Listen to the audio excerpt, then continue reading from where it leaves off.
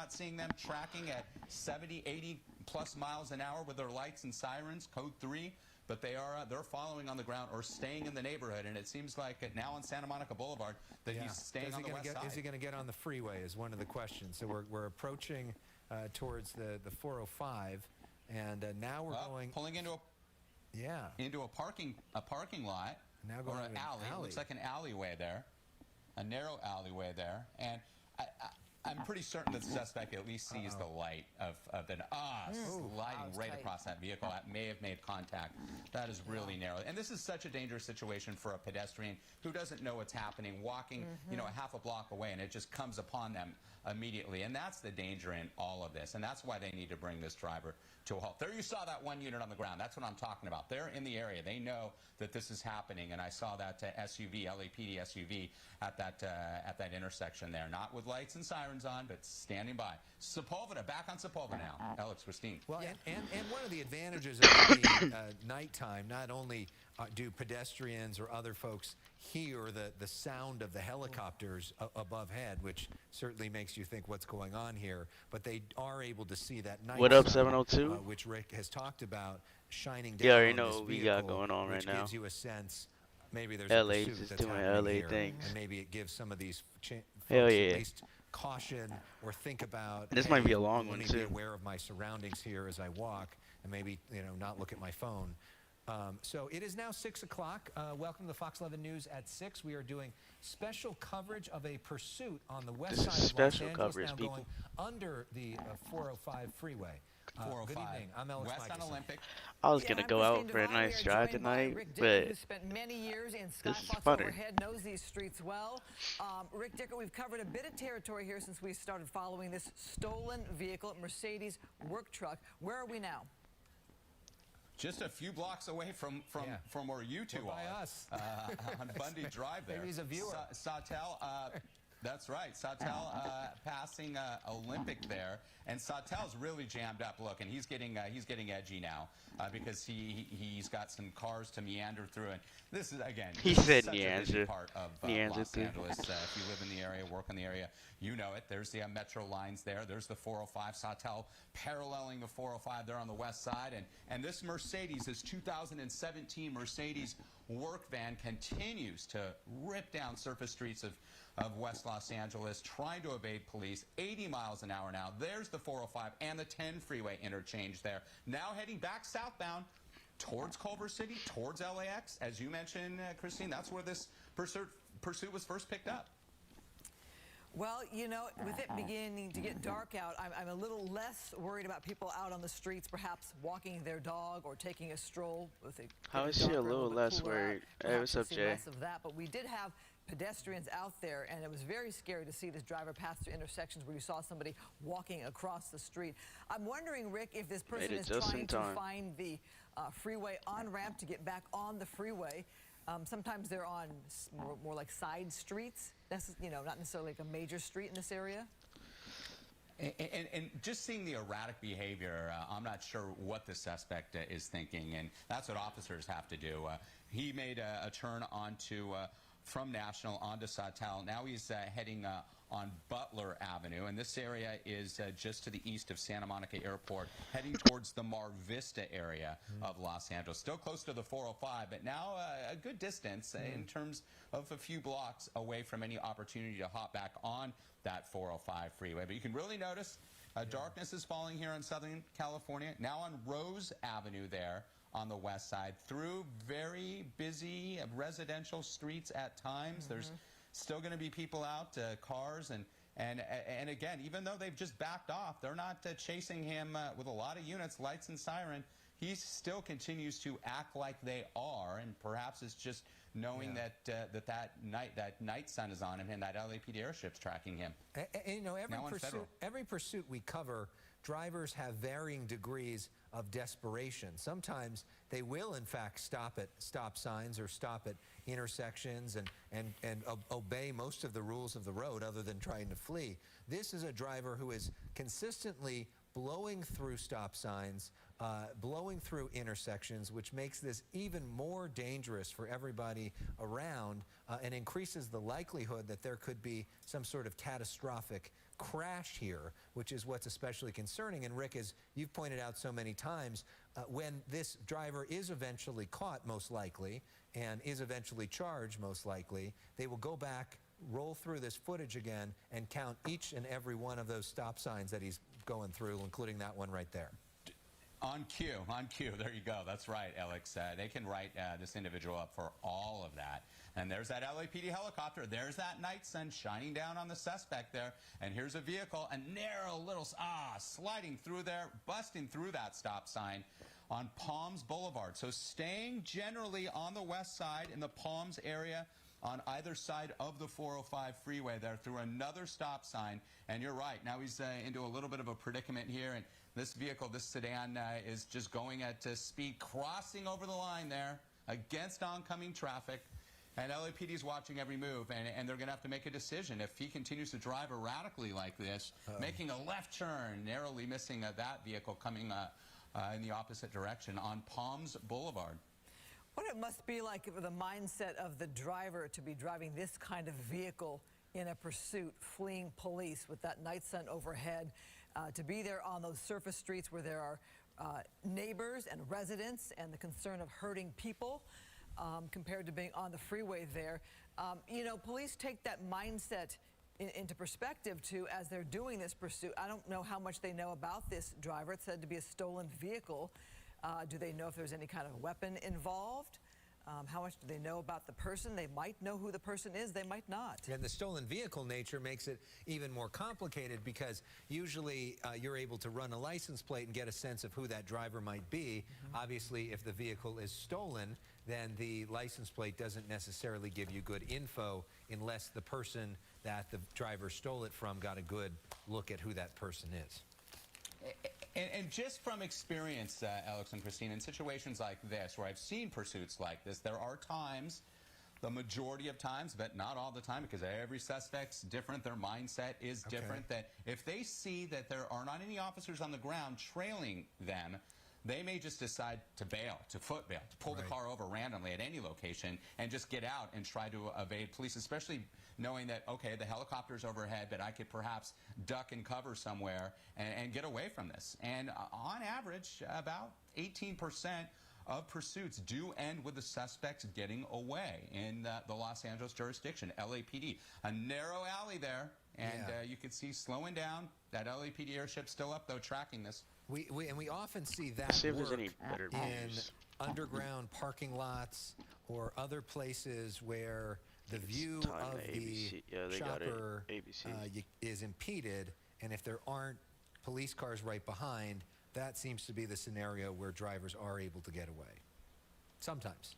And he's driving in circles. Yeah, you're absolutely right. He's just going through all of these surface streets, making left turns, right turns. Right now, he's well illuminated, so obviously he has to have some idea that there is that helicopter, and you got to hear it. That helicopter's flying maybe 400 feet AGL above ground level. And we've made our way down the 10 freeway into Culver City. You saw him get off as we joined you off the top of the show near Sunset Boulevard, weaving his way past UCLA, through Beverly Hills, and then ending up now back. This is going to be Park Avenue and East Boulevard, where, again, it's nothing but residential homes here, and maybe a driveway for him to, no, it's just another alleyway. Another alleyway, a very random turn there, coming out on McLaughlin Avenue. And again, just kind of making it up as he goes along here, even though he's well aware of that helicopter. Looks like he might be trying to just get out of that night sun there, you know, and the second he can get under a tree or some sort of cover, perhaps he's just looking for a little getaway. He can slip into an alleyway or a covered garage or something.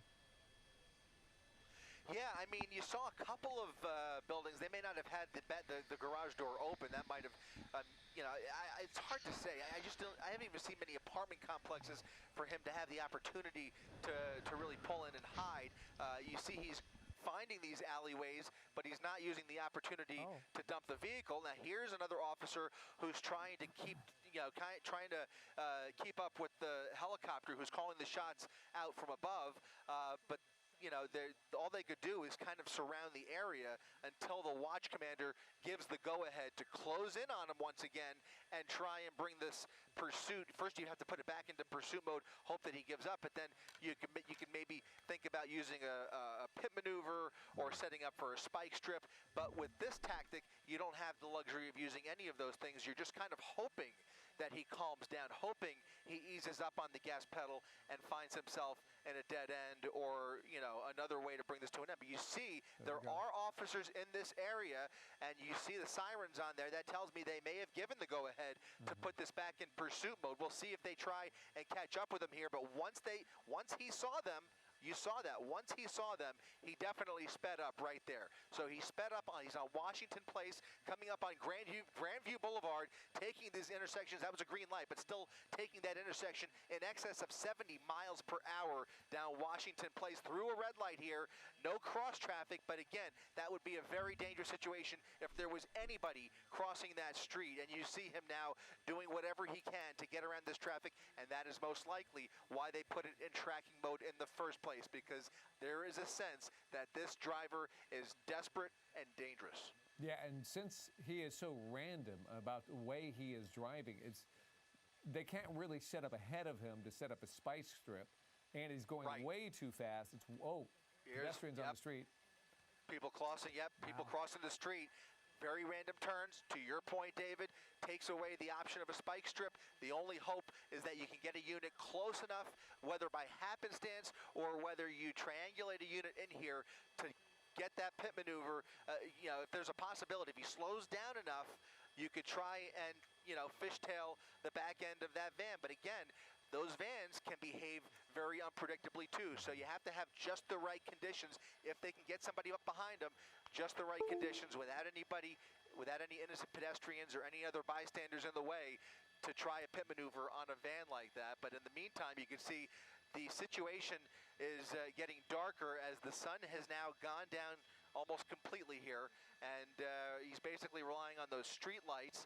And of course, law enforcement, they have the luxury of that nice and up ahead here, but we are in dangerous territory here as he continues to make his way closer to Mar Vista on Beethoven Street and just crossing Green Avenue. That will eventually put him back on Washington Boulevard or Venice Boulevard, and that'll at least provide him a major street to make a left or right on and get him out of these residential neighborhoods. As long as it's on these residential streets, your heart just skips a beat with every intersection he comes up on there. You saw somebody right in the middle of the intersection. He just drove right through it anyways. Here's Panama Street, and that will crisscross with Washington in just a second. He is going to be coming up on Culver Boulevard. You should know by now the LAPD don't. Look at this on the sidewalk. Now he's on a sidewalk. He's just looking. My man. Nah, but you know the LAPD, they don't be up on people. Desperate enough to jump on that sidewalk, and he's just cutting through. Well, apparently their lights are on and they're in pursuit mode now finally. But I think they said the police chief hasn't given the go ahead yet.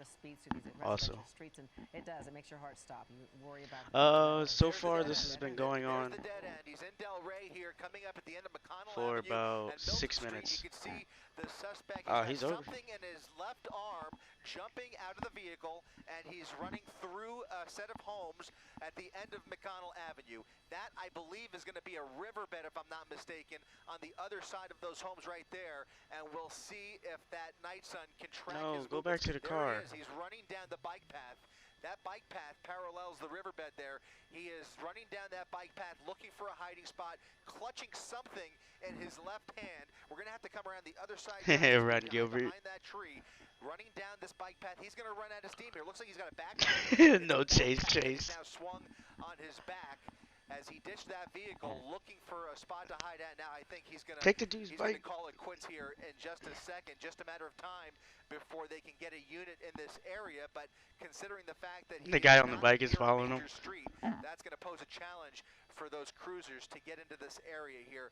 Not a very easily accessible neighborhood, especially considering the terrain he's now climbing up to get to another street. That's going to be the 90 freeway He's very close to the 90 Oh, freeway. please, GTA. So might provide law Please. enforcement an opportunity here, but he is definitely starting to run out of steam here, tripping as what the hell is this problem? Closer up this embankment towards, I think, the off-ramp of the 90 freeway at Culver Boulevard. Oh, man. Wow. He's crossing the freeway. Crossing the 90 freeway without any hesitation. This is really unpredictable. And we're going to widen out for obvious reasons. This could get very ugly very quickly. We don't want to show anything too graphic. He was clearly desperate. Look at this. Just jumping into traffic. Jumping into traffic on the 90 freeway with a he's done. He's come out the other side of the 90 freeway. He's crossed the freeway. LAPD surely alerting CHP. I could tell you from experience, CHP often keeps lots of officers on the 90 freeway. There are several speed traps over here, and he is kind of making his way down this embankment on the north side of the 90 freeway, looking for a spot to hide out. I can tell you there's also a number of homeless encampments within these trees as well. He almost appears more familiar with this trail back here than he did the actual surface streets that he was driving on. Maybe he's homeless. Like he's coming up on a bicyclist on the bike path. That was a approaching that terrible robbery attempt. And now walking away. This is very, very dangerous. Chris, did he give something to that bicyclist? It looks like he handed him something. It looked like I thought he was maybe going to try and commandeer the bicycle, but he is just kind of, looks like there is some communication going on there. I'm not sure if he handed him anything, but he's now walking back away from that bicycle path.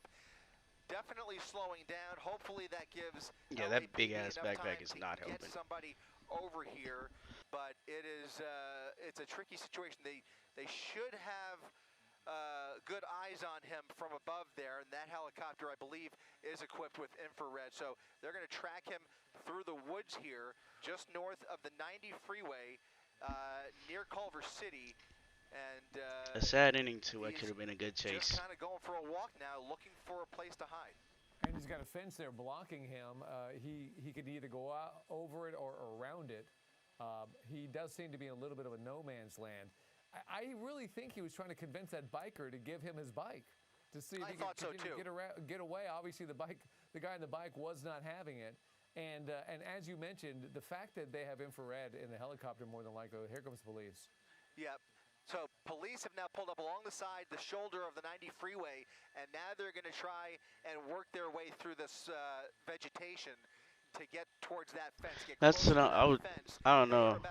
He had to be out of gas or something. So hopefully they can get eyes on him in a matter of seconds here, and hopefully bring this to an end. I'm with you, David. I was hoping that they stayed. Bicyclist, I thought for sure he was going to try and steal that bike. I was hoping he'd keep running, but you could tell he is running out of energy here. Now he sure enough has gone ahead and climbed over that fence, and it looks like he's having some more trouble. Looks like that is an embankment that he's encountered there. He's climbing up after jumping the fence with whatever steam he's got left here. He's still holding on, clutching onto that backpack for dear life as he makes his way back towards... Getting out of the car is the most stupidest decision a criminal can make.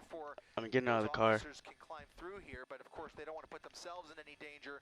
And when you're climbing through there, you don't know exactly what you're going to encounter. They're going to probably some like drugs or money or something.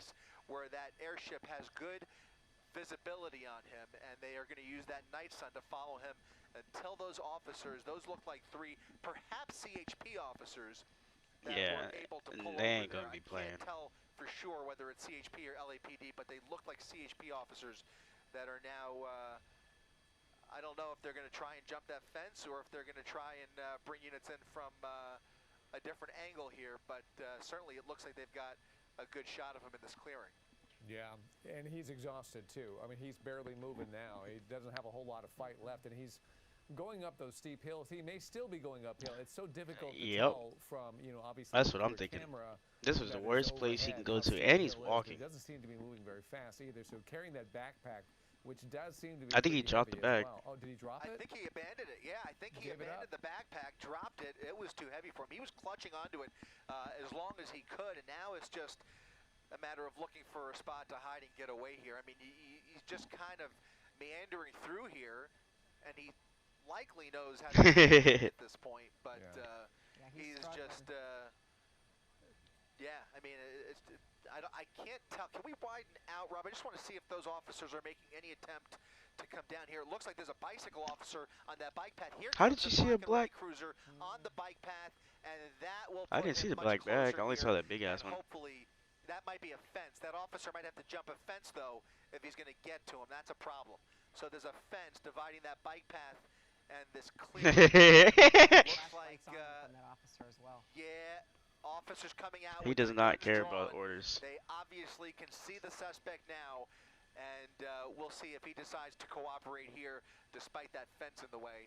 But I just don't think he's got more energy to put up a fight. Right, and there's really nowhere for him to go. I mean, it's back into the woods where they have the light on him anyway. But he looks like he is trying to back away again.